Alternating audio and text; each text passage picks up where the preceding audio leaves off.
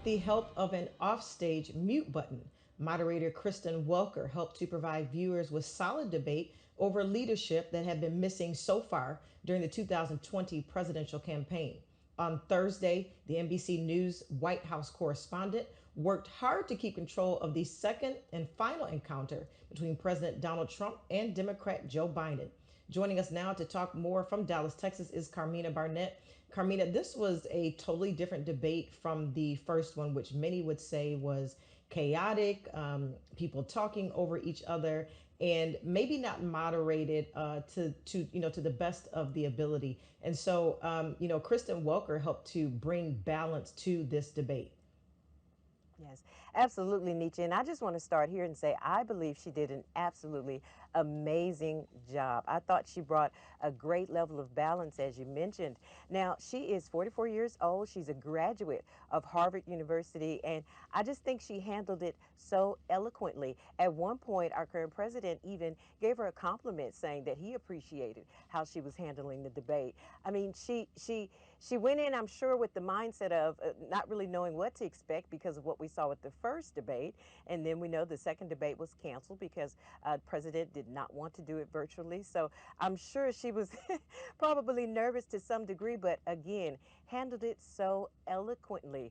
There were times when she had to be stern and she would say, okay, I'm going to give you 10 seconds and then we're going to move on.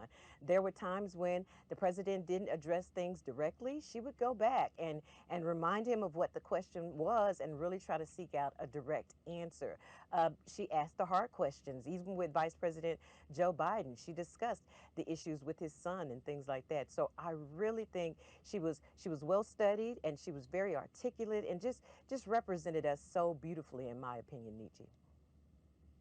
Carmina, let's not forget about the fact of her girl power, her being a girl boss. We've talked Hmm. about women Hmm. being in the front, this year, and about them excelling and being, being more pushed to the forefront, but also just kind of owning their space. And so I think that a lot of people celebrated her for being a female in this position, handling such a major situation and handling, as you have mentioned, with grace, poise, and tenacity.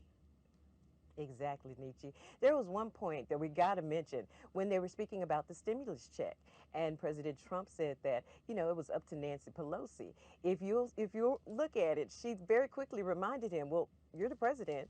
So again, she was very straightforward but graceful in handling this, and so I think it was an excellent representation. And I also think the American people really got answers this time that we didn't get from the first debate. Absolutely. Also, Carmina, what was interesting here was that mute button that, in the first debate was not present, but that was present this time in the event that anything kind Hmm. of went left, that the mute button could be used. And I believe it was used.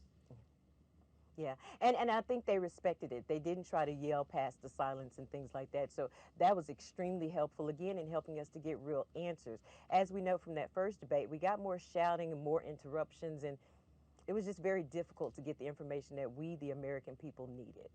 Sure. Sure, certainly, Carmina. This was the last. We are just days away from the November 3rd election. The debate being present, many questions being answered, many views being expressed. Certainly, it would be interesting to see how all of this pans out on November 3rd. Carmina, thank you so much for Yes. joining us today. Thank you, Nietzsche.